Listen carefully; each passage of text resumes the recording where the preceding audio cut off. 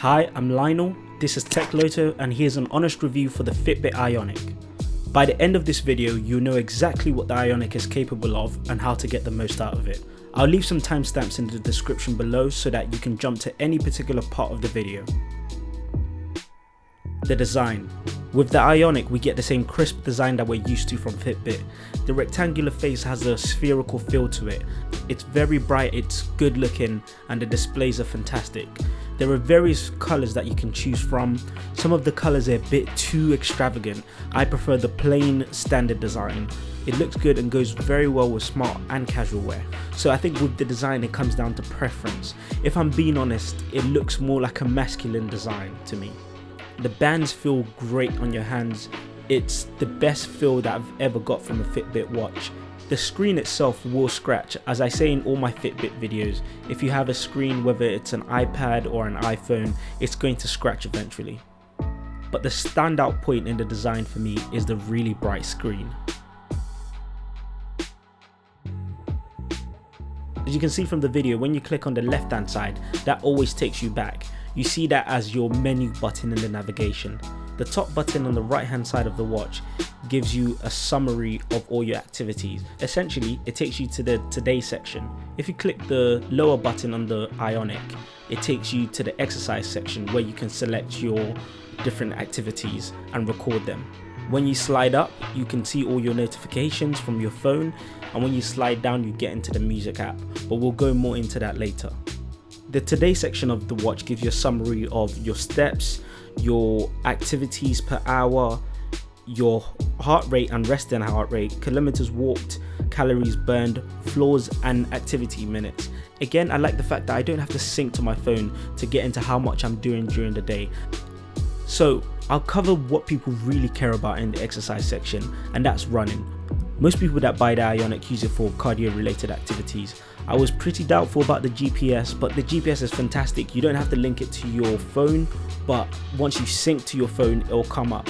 If you run 4 miles and have GPS on, it will use all the data gathered within that 4-mile run to calculate your VO2 max. So it's no longer just your resting heart rate and your resting heart rate when you're sleeping. It's doing it off how much activity you're actually doing in a range of time or within a distance. So it's quite great, and I think it's getting more accurate, and it's just interesting to see how Fitbit are developing these features. Another thing I like about the exercise tracking is the fact that you can now pause. There's the auto pause feature, but I've stayed away from that. I haven't really used it yet.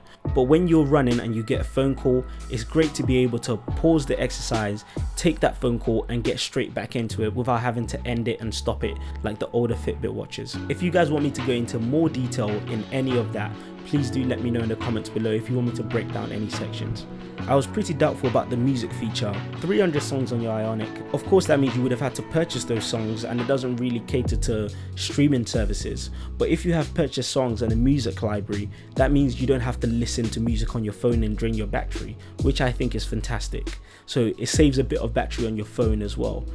And I know what everyone's thinking, how do you do it? It is a pretty long process. You have to download the Fitbit app on your computer, open the Fitbit app, click on the music icon, and click on personal music.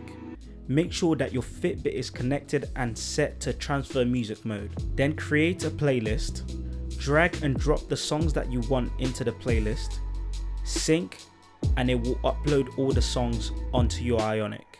Fitbit Coach is also fantastic.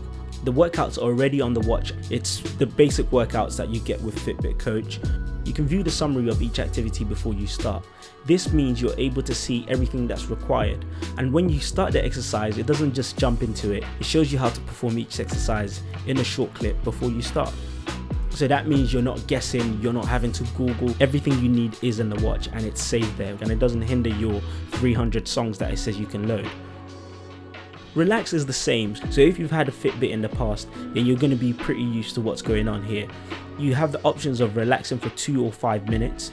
I like this feature because it's not really pushing the hipster agenda. It doesn't say yoga, it's just 2 to 5 minutes of relaxing and controlling your breathing, which everyone can do and everyone would benefit from. The timer is great. I used this at work last week.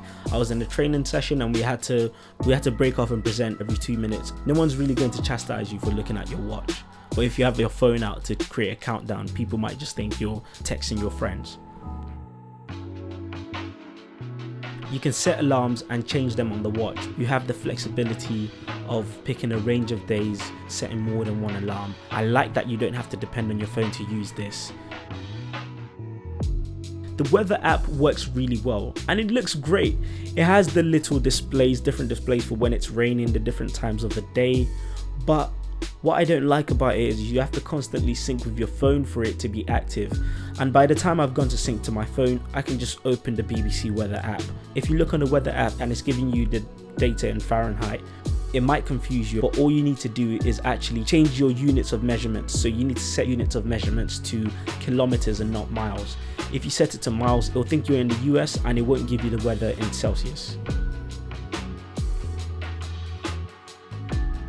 Make sure that your screen wake settings are on auto. If you slide to the left and make sure it's on, and make sure you have notifications from your phone on as well. It's important to look into the settings section to make sure that you've set the watch to cater perfectly to what you need.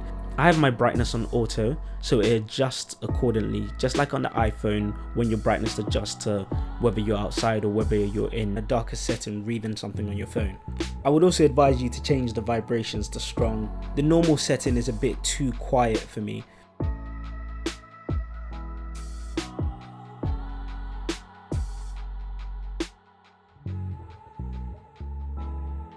You can also go to the Bluetooth section and add other Bluetooth devices.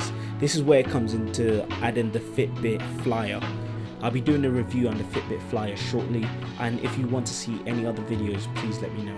I haven't gone over the wallet section because when you click on the wallet, you can't really do wireless payments in the UK yet. They don't have all their banks registered. As soon as they do, I'll upload a video on how to do that if you guys request it.